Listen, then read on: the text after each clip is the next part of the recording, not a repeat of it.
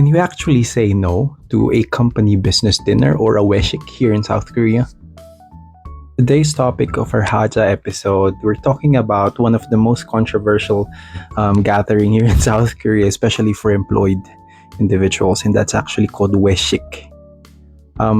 As far as I know, it's like wesa, like a company, shiksa, and the shik part is eat. So technically, it just means the company eats out with all of the members of the company.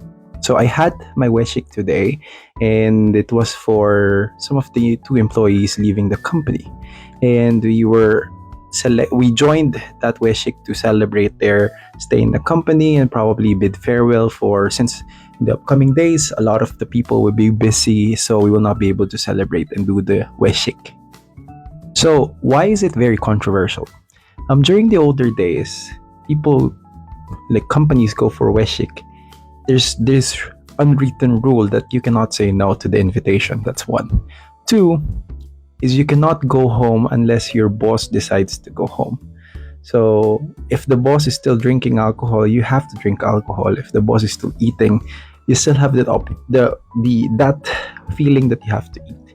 So weshik has become something that people dread to experience because it's not a good thing. So for example, it happened today. And for my case, it happened today. It's a Monday. So if I decided to drink all night until 9 p.m., 10 p.m., and I have to go to work tomorrow, which is 9 a.m., that's kind of difficult to manage.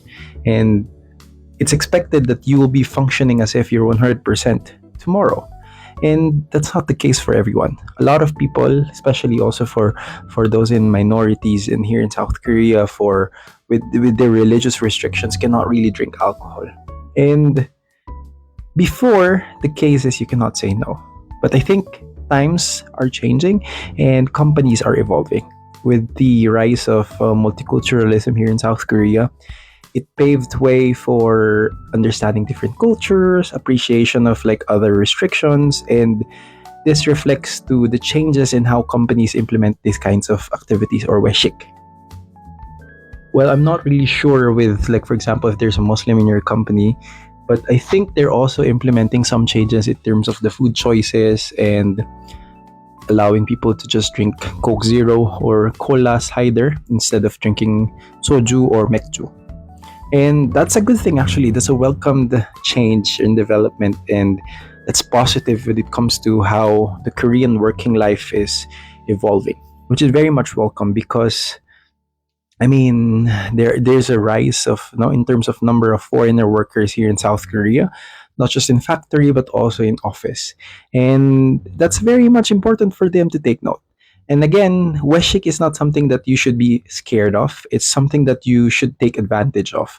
One way or another, it's the opportunity for you to connect with your bosses, with your supervisors, and probably be able to have yourself seen. In terms of Korean working culture, it's important for you to be seen not just at work, but also outside of work.